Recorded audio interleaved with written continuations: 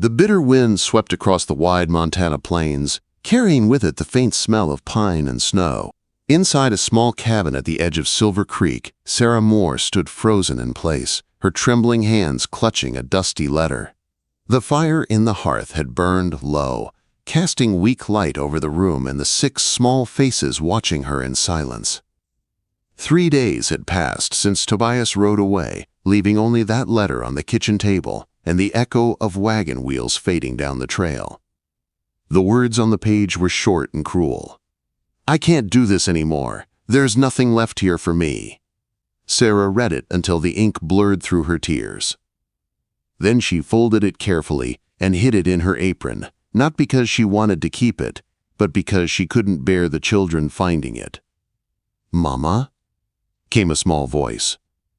10-year-old Emma stood by the table, her thin fingers twisting the edge of her dress. "Is Papa coming back?" Sarah forced her voice to be steady. "No, sweetheart." "He's not." In the doorway stood James, 12 years old and already trying to be a man. His face was set like his father's, but his eyes carried a quiet sadness that no child should ever know. Behind him, the twins Lily and Rose huddled close, both 8, while 6-year-old Daniel sat cross-legged on the floor, playing with a wooden horse missing one leg. Little Benjamin, only 3, was asleep on a pile of blankets, thumb still in his mouth. Sarah looked around the cabin. The leaky roof, the nearly empty flour sack, the shelves bare except for a few jars of beans and a bit of salt pork. Winter was coming fast, and Tobias had taken their wagon, 1 horse, and every cent they had. She swallowed her despair and managed a small smile. "We'll be all right," she said. "We always are." That night, after the children were asleep, Sarah sat beside the dying fire and let the truth sink in. She had no family nearby. The nearest town, Silver Creek, was 15 miles away, too far to walk with 6 children through snow. She had a cow, a few hens, and a handful of traps Tobias had left in the woods.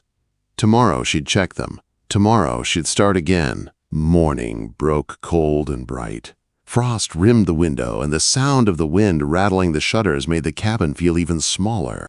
Sarah wrapped her shawl tight around her shoulders and pulled on her worn coat. "James," she said, handing him the broom, "keep the fire going and watch the little ones. I'll check the traps your father set." He frowned. "Let me come, Mama." She shook her head gently. "No, I need you here. You're the man of the house now."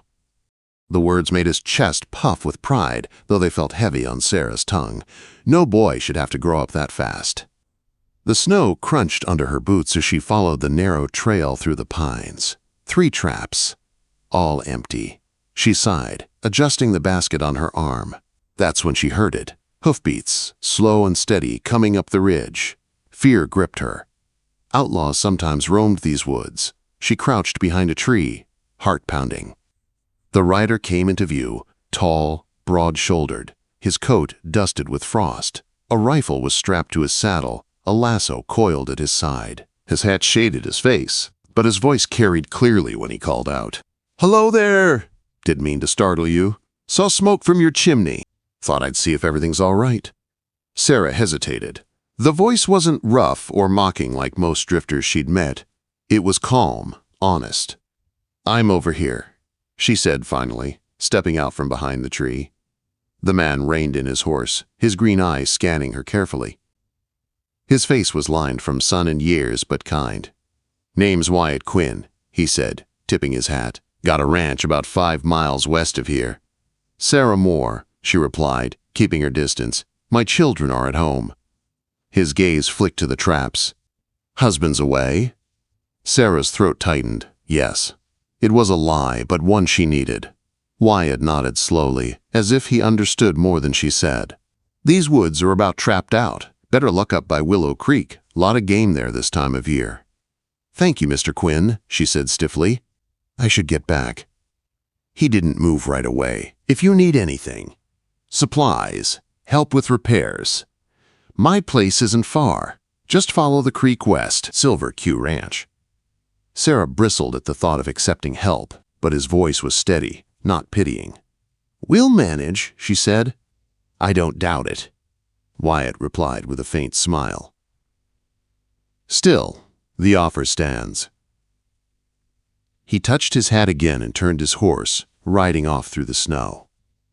When Sarah reached home, she found Emma sewing Daniel's torn shirt while the twins played with Benjamin by the fire. "Mama," Rose piped up, "James says Papa's not coming back ever. Is that true?"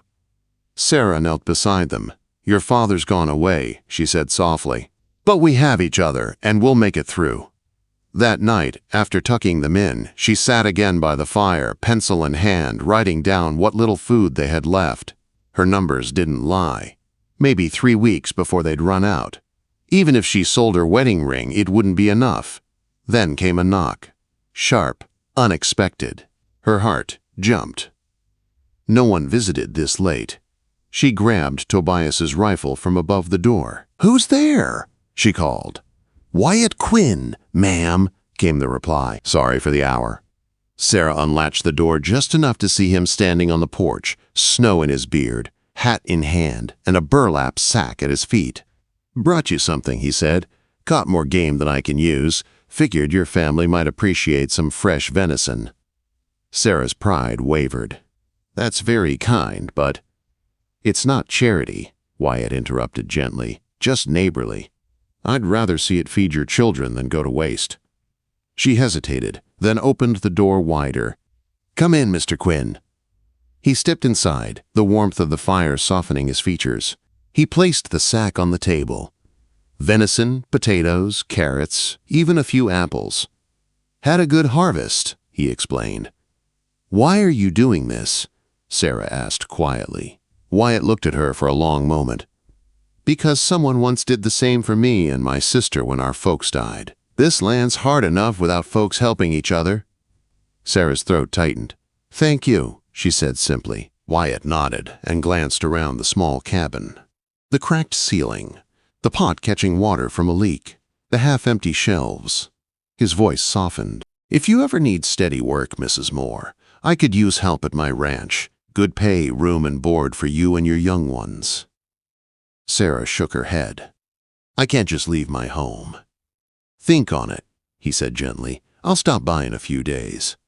Either way, I can help fix that roof before it caves in." After he left, Sarah stood in the doorway, watching the snowfall.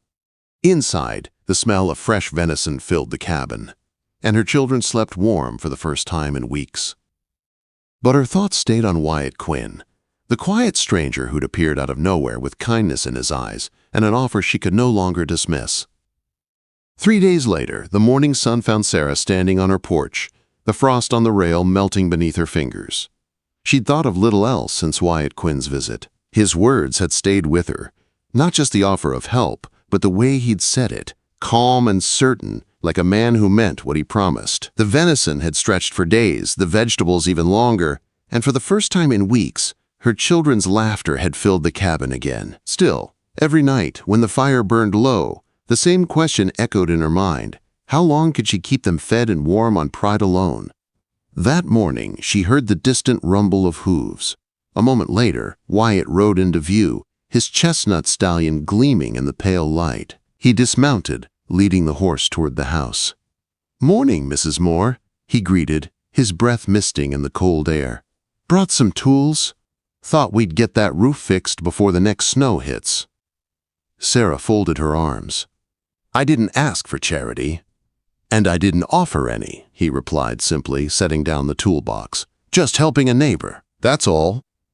He climbed onto the roof without waiting for permission. Within an hour, the steady thud of his hammer echoed through the quiet valley. James watched from the yard, curiosity outweighing his caution. "He works fast," the boy said, shading his eyes. "That he does." Sarah agreed, trying not to stare too long at the figure moving easily along the ridgepole, coat flapping in the wind. When Wyatt finished, he wiped his brow and came down, his face flushed from the cold. "That'll hold through winter," he said, looking pleased. "Thank you," Sarah murmured. "I can't pay you." "I didn't come for money," he interrupted again, his tone gentle but firm. "But I do have that offer still open. Work at my ranch. You'd have a roof that doesn't leak, warm beds for the children, food enough for everyone." Sarah hesitated. "And what exactly would you expect of me?" "Nothing improper," Wyatt said immediately, understanding the fear behind her question. "You'd manage the household, cook, clean, help keep things running. I've got 2 hired hands who tend the cattle, but the place needs a woman's care." She studied him, searching for any trace of deception. There was none. Only quiet sincerity. "I'll think about it," she said finally. "Fair enough." He smiled, tipping his hat. "I'll check back in 3 days. One way or another, we'll make sure your children stay warm this winter." True to his word, Wyatt returned. This time, Sarah met him outside, determination replacing hesitation. "I've decided," she said. "We'll come. For the winter at least." Wyatt's relief showed in his smile. "You won't regret it. My wagon's just down the trail. We can load your things today if you're ready." Within hours, Sarah's life changed. Her small cabin, once filled with sorrow and struggle, now echoed with the sounds of packing and excitement. The children scurried around, gathering their few possessions. Even James, though wary, helped Wyatt lift the heavy trunk onto the wagon bed. As they rode toward the Silver Q Ranch, the land unfolded in breathtaking beauty. Rolling hills, pine forests dusted with snow, and a wide creek glinting like glass in the sunlight. When they crested a ridge, Sarah gasped. Below lay the ranch, a sturdy 2-story house surrounded by barns, corrals, and open pasture dotted with cattle. Smoke curled from the chimney, and beyond it all rose the distant mountains, blue against the horizon. "It's beautiful," Emma whispered. Wyatt smiled. "My father started it with 20 acres and a dream. Took 30 years to build what you see. I've been adding to it ever since." At the gate, a tall, gray-haired woman stepped out onto the porch, wiping her hands on her apron. "About time this place had a proper family in it," she called. "This is Mrs. Peterson," Wyatt introduced. "Comes in from town 3 days a week. She'll show you around."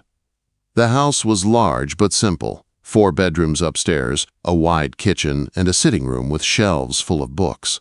Everything was neat, practical, yet somehow warm. The pantry was stocked fuller than Sarah had ever seen, jars of preserves, sacks of flour, and barrels of apples.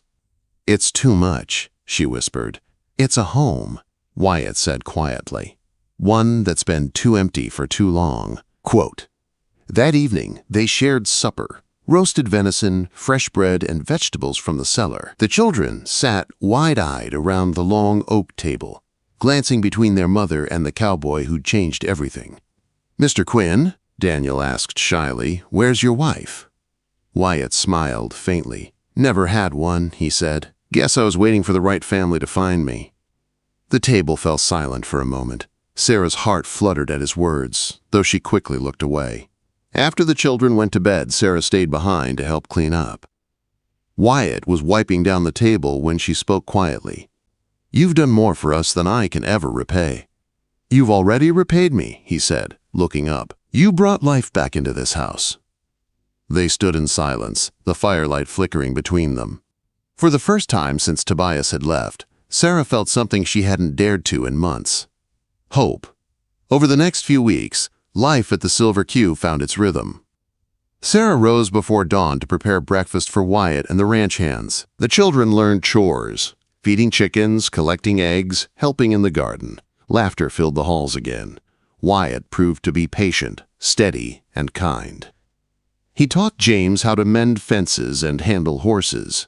He built a small sled for the twins and showed Emma how to read the stars. Little Benjamin followed him everywhere, his small boots leaving prints beside Wyatt's big ones in the snow. Sarah watched it all quietly, her heart softening with each passing day. The man who had once been a stranger was now at the center of everything that made her children smile. One evening, after everyone had gone to bed, Sarah stepped outside. The air was crisp, the night sky vast and filled with stars. Wyatt was sitting on the porch, smoking his pipe. "Couldn't sleep?" he asked. She shook her head. "Too much on my mind." "Thinking about going back?" "Thinking about how strange it feels to be happy again," she admitted. He nodded, exhaling slowly. "You deserve that, Sarah. You and those kids." The sound of her name on his lips startled her. Gentle, familiar, warm. "Your husband," he said after a pause. "He's not coming back, is he?" Sarah's gaze drifted toward the mountains. "No, he's gone." Wyatt nodded once. "Then maybe it's time to stop waiting for ghosts." Sarah turned toward him, her eyes glistening in the moonlight. "And start what?"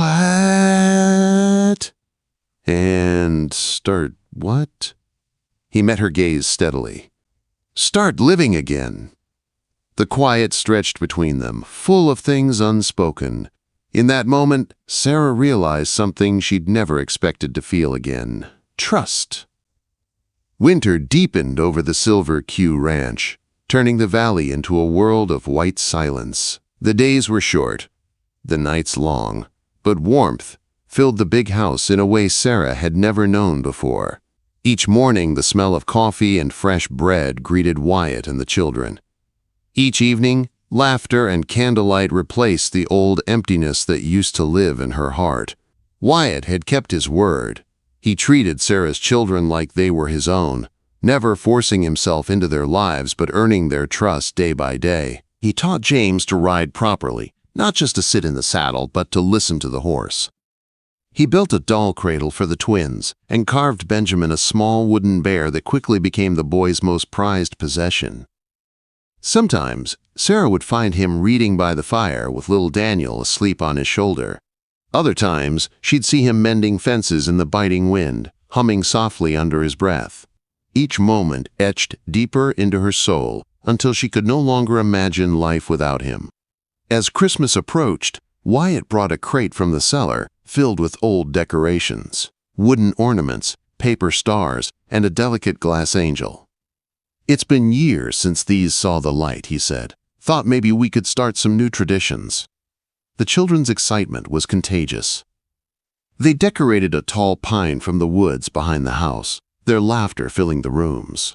Emma played an old piano they'd found in the parlor, her fingers clumsy but determined, while Wyatt joined in singing a carol in his deep, steady voice. That night, when the children were asleep, Sarah found him by the fire again. He was polishing a silver pendant, a simple quartz crystal wrapped in wire. "It belonged to my mother," he said softly when he saw her looking. "She wore it every day until she passed. I've been holding on to it, waiting for the right person to give it to." He hesitated, then stepped closer. "I'd like that person to be you." Sarah's breath caught. "Wyatt, I can't." He shook his head gently. "You can, unless I've misread what's between us." Her voice trembled. "You haven't, but it's only been a few months since Tobias left." Quote, "I'm not asking for a promise," Wyatt said, "just permission to hope."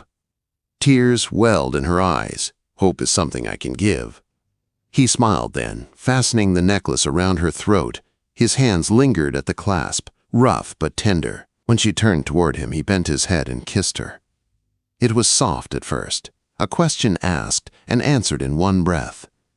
For the first time in years, Sarah's heart felt alive again.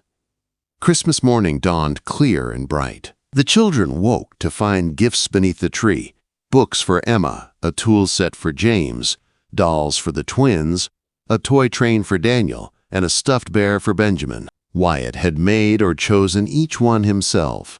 Their laughter filled the air like music, and Sarah stood by the fire, her eyes full of grateful tears.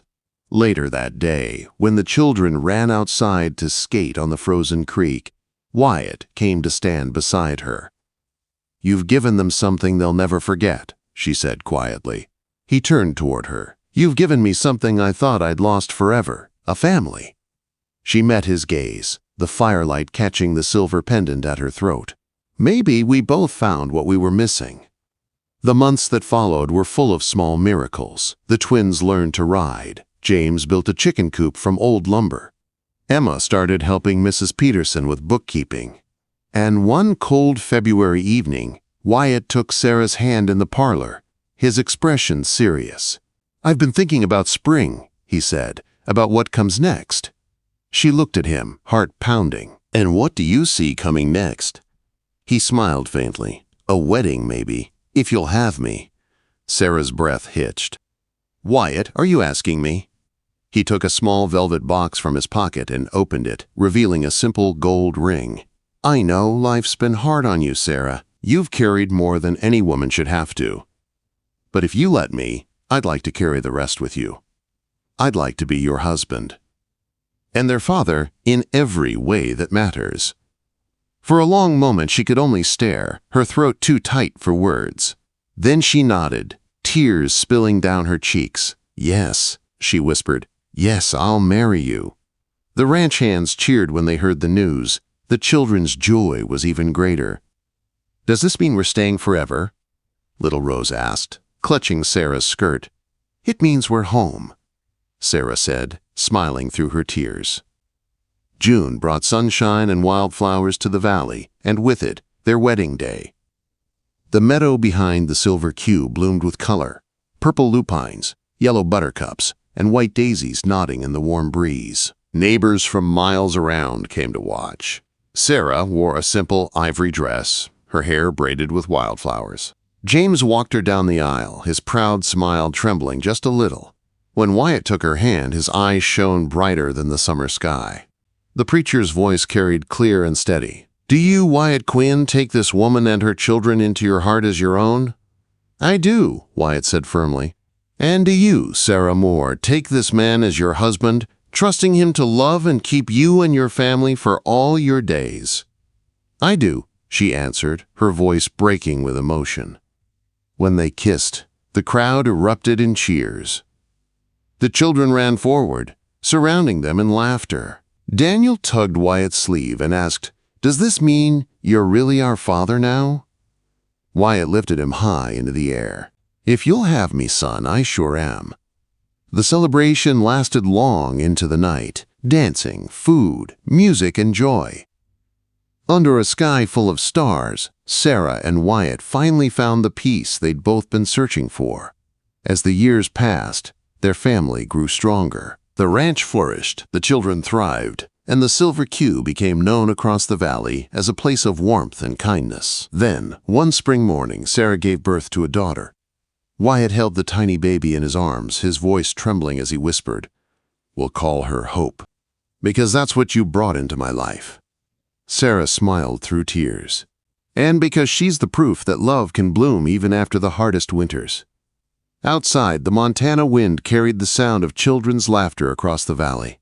7 voices now, bound by love, by courage, and by the man who once rode up a lonely trail and said, Let me be their father.